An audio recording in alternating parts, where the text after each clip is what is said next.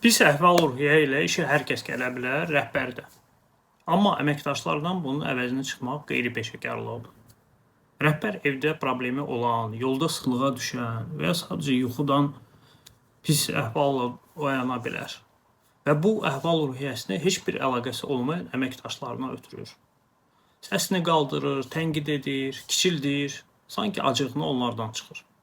Bu davranış 3 şeyi dağıdır. 1.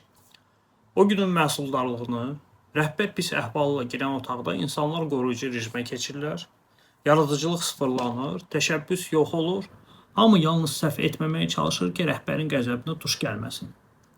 İkincisi, etibarı. Əməkdaş düşünür, bu adam öz emosiyasını idarə edə bilmirsə, mənə necə rəhbərlik edəcək? Bu sual bir dəfə yarandısa, cavabı çətindir. Üçüncüsü, şirkət mədəniyyətini. Rəhbər nə edirsə, komanda da onu normal sayar. Pis əhvalı ötürməyə yuxarıdan sanki icazə alır və bu zəncir aşağı doğru davam edir. Peşəkarlıq nədir?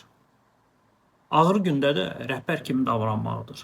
Həkim xəstəxanaya pis əhvalla gəlib, əməliyyat etmirəm deyə bilməz.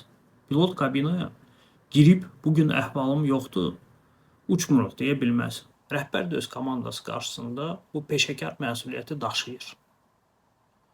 Rəhbərsənsə növbəti dəfə pis əhvalla gəlsən, qapının ağzında dayan, özünə de, bu mənim problemimdir, onların yox.